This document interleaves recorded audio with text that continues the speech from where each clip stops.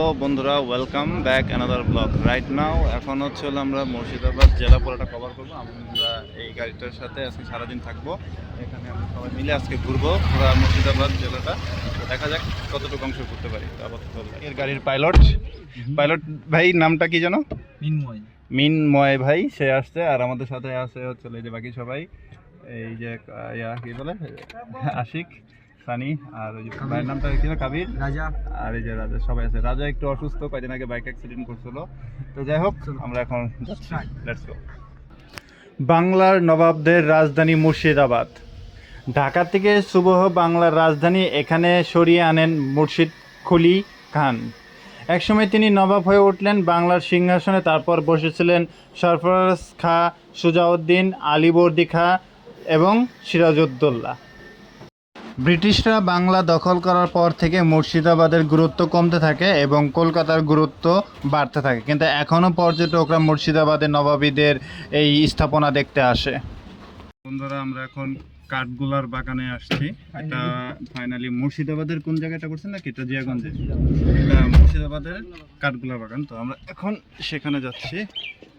তো এটা কাঠগোলা বাগান বাড়ির একদম সামনের মূল ফটক এবং মূল গেট। কিন্তু খুবই হতাশ হলাম, মূল ফটক এত বড় একটা হিস্ট্রিক্যাল প্লেস, এটার সামনে এরকম দোকানপাট রেখে মূল ফটকের আসল সৌন্দর্যটাই নষ্ট করে দিয়েছে।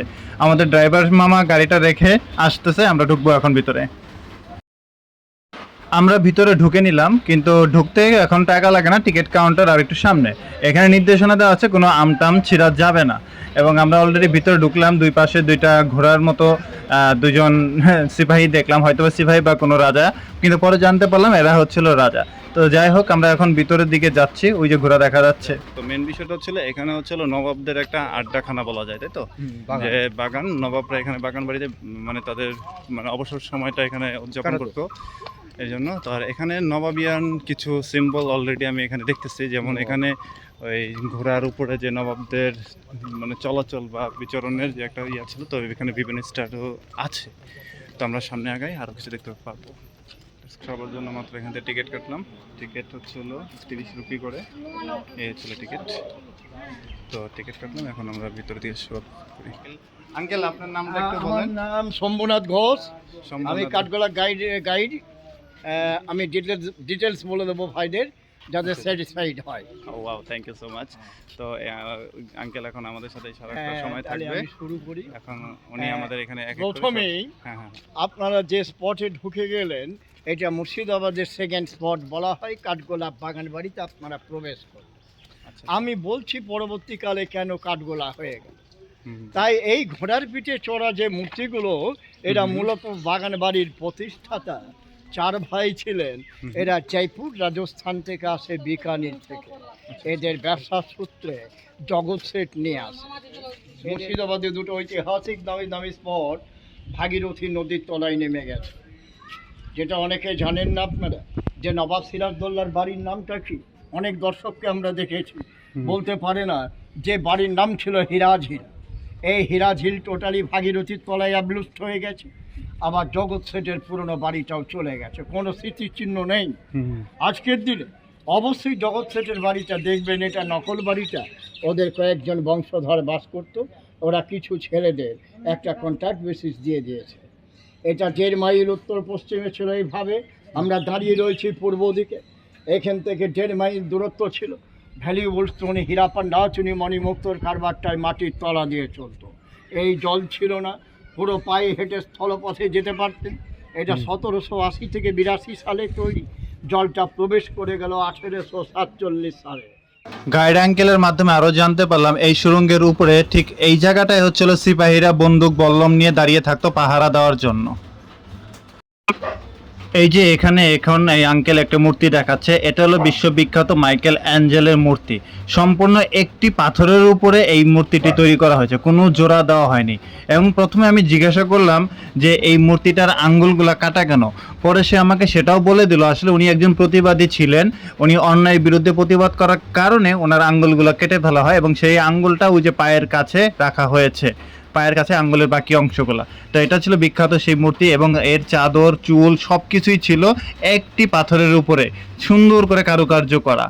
এখানে কোনো দ্বিতীয় পাথর নেই, একটি পাথরটাকে কেটে এটা বানানো হয়েছে। এটি কাঠগোলা বাগানের আরও একটি মহল। এখানে অনেক সিনেমার শুটিং হয়। এক যে ছিল রাজা, আমি সিরাজে বেগম সহ অনেক নাম না জানা অনেক জনপ্রিয় সিনেমা এখানে হয়েছে। ব্রিটিশ ইঞ্জিনিয়ারদের প্ল্যান, মুর্শিদাবাদ শিল্পীর কাজ, লোহার যে গ্যালারিগুলো ওপর অব্দি দেখছেন, রাজা রানীরা হাওয়া খেতেন, 40 ফিট উচ্চতা ছিল, 12 পয়সায় মজুরি। আমরা হেড মিস্ত্রি পেতেন, হেল্পারগুলো 6 পয়সায় পেত। আমরা লাইব্রেরিতে স্টাডি করে দেখলাম 10 থেকে 12 লক্ষ টাকা খরচ ছিল সেখানে।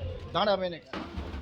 আর উনি আমাদের আরও দেখালেন ঠিক এই যে এখানে চেয়ার টেবিলগুলো রাখা আছে, এখানে বসে তারা দাবা বা পাশা খেলতেন। আর ওই যে ভিতরে আপনার পালকি দেখা যাচ্ছে, ওই পালকিতে করে হচ্ছিল এখানকার মেয়েরা বা রাজার মেয়েরা বা রানী বেগমরা, তারা হচ্ছিল বিভিন্ন জায়গায় যাতায়াত করতেন। এগুলি সবই উনি আমাদেরকে বলে দিলেন। রাজমহলের সামনের এই পুকুরে রাজপরিবারের সদস্যরা গোসল করত এবং এই ঝর্ণার দিয়ে হচ্ছিল এখানে গোলাপ জল ঢালা হতো এবং আতর ঢালা হতো। আর এই যে চারপাশে এই সব জায়গা দিয়ে হচ্ছিল আলোকিত করে ফেলা হতো এবং ওই কোনায় কোনায় হচ্ছিল সিপাহীরা থাকতো পাহারা দেওয়ার জন্য অস্ত্র হাতে, এবং পুরো চারপাশগুলো হচ্ছিল একদম আলোকিত করে ফেলতো এবং এখানে ওরা গোসল করতো গোলাপ জলের পানি দিয়ে।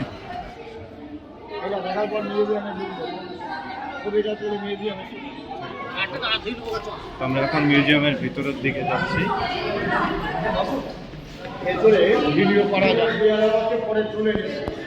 যাই হোক, আমরা এখন হচ্ছিল ভিতরের দিকে যাব। ভিতরে ছবি তোলা নিষেধ, তো আমরা এখানে আপাতত ভিতরে দেখাবো না, আমরা ভিতরে ঘুরে আসি।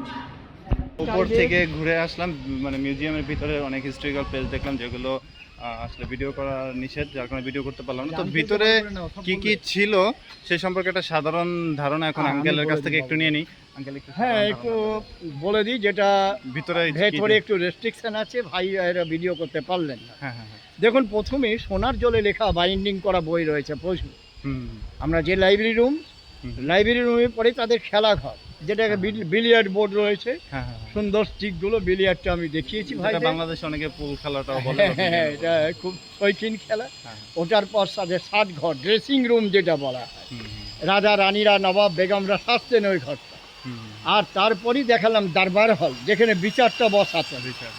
ওটা দেখার পর নবাবের সাথে যে বন্ধুত্ব ছিল রাজবাড়ির রাজা লক্ষ্মীপথে, সেই সুন্দর মূর্তিটা দেখিয়েছি, যেটা সুপুরুষ চেহারা দেখলো। তারপর আমরা খুব সুন্দর জিনিস একটা খাট দেখলাম। খাটের পর আমরা ডাইনিং রুম, যে ডাইনিং রুম মাথার উপর যে নবাব প্রেজেন্ট করেছিলেন গ্লোবটা, যাকে নাম দেওয়া হয়েছিল বেলজিয়াম মার্কারি সিকিউরিটি গ্লোব, যেটা বিদেশ থেকে আনা হয়েছিল, শত্রুপক্ষকে ধরে নিত, ওটা সিসি ক্যামেরার মতো জাস্ট এই। আরো কিছু জিনিস দেখলাম ওখানে, মিররের ব্যবহারটা খুব চমৎকার ভাবে ছিল, চারদিকে মিরর ছিল। আর ওই যে উনি যেটা বললো যে ওখানে আসলে কি ডাইনিং টেবিলের উপরে একটা গোলক ছিল, যেখানের মধ্যে সবার ছবি দেখা যেত, পুরো ডাইনিং স্পেসটাকে সে কভার করতো রুমটা। আর ওই জায়গাটা হলো সিসি ক্যামেরা প্রয়োজন ছিল না, রাজা যেখানে বসে থাকতো জাস্ট উপরে তাকাইলেই পুরোটাই দেখা যেত যে রুমে কে হচ্ছে না হচ্ছে, এভরিথিং মানে লাইক দ্যাট একটা সিসি ক্যামেরা ছিল। তো আমরা একটা কোনো পাবলিক ঢুকতে পারতো না সেই যুগে। এটা সুন্দর তুলে নাও এবং ওপরে উঠে একটা গ্রুপ ছবি নেবেন আপনারা। আচ্ছা আঙ্কেল, আর একটু বলেন ওখানে যে ওই সময়কার যে বিখ্যাত যে নর্তকীগুলো আসতো তাদের নামগুলো একটু নামগুলো বলে দিই। হ্যাঁ। সবচেয়ে বেশি ডিমান্ড হীরাবাই, যার 6 ফুট 2 ইঞ্চি উচ্চতা ছিল, এক নাইটে 5,000 টাকার স্বর্ণ মুদ্রা দিত। সেটা কত সালে? এটা 1780 থেকে 82। 1780 থেকে 82। তারপর মুন্নিবাই, হীরাবাইয়ের পর মুন্নিবাই আছে, মতিবাই আছে এবং লক্ষ্মীবাই আছে, এরা সব নাম করা। আচ্ছা, এই বাই শব্দটা কি ওদের টাইটেল ছিল? মানে সবার নামের পিছনে দেখলাম বাই। বাই মানে ওই এদেরকে নাচ গান যারা করতেন তাদের বলা হতো, নর্তকীদের বাই বলা হতো। আচ্ছা, ঠিকই বলেছেন। এই ভবনটি হচ্ছিল একটা মন্দির। এই মন্দিরটি হচ্ছে জৈন সম্প্রদায়ের। আর ঠিক এই পাশেই হলো এই যে এই বিল্ডিংটা, এটা হচ্ছিল একটা ডাইনিং স্পেস বা খাবারের ঘর। এখানে রাজা বাচ্চারা, তার বন্ধুবান্ধবরা এবং ব্রিটিশ আমলের ইংরেজরাও এখানে এসে খাওয়া দাওয়া করতো। সব নবাবরা তার বন্ধুদেরকে ইনভাইটেশন জানিয়ে ঠিক এই মহলের ভিতরেই ওরা খাওয়া দাওয়া করতো। এটা অনেকটা ওদের ডাইনিং স্পেসের মতো, এটার ভিতরে তারা খাওয়া দাওয়া করতো। এই বিষয়টাই উনি আমাদের ক্লিয়ার করে বুঝিয়ে বললেন, খুব সুন্দর করে এই কাকুটা আমাদের বুঝিয়ে বললো সব কিছু। এই গাছটি উদ্ভিদ বিজ্ঞানীরা এসে পরীক্ষা করে বলেছে এই গাছের বয়স 200 বছরেরও বেশি, এবং এটা বজ্রপাতের কারণে গাছটা এইভাবে ফেটে যায় এবং এরকম হয়ে যায়। কিন্তু এটা এখনও গাছটা জীবিত এবং 200 বছরের পুরাতন এই গাছটি। আর এখানে যে মূর্তিগুলো এগুলো সব হচ্ছিল একটি পাথরের তৈরি, অর্থাৎ এই সিংহগুলা একটি পাথরের উপরে খোদাই করে এরকম রূপ দান করা হয়েছে। এটা কিন্তু কোনো সিমেন্ট বালির না, জাস্ট একটা পাথরের। মানে 1962 সালে পাওয়া গেছে না? ও আচ্ছা আচ্ছা, তার মানে এটার বয়সও অনেক বেশি হবে, কিন্তু পাওয়া গেছে 1962 সালে।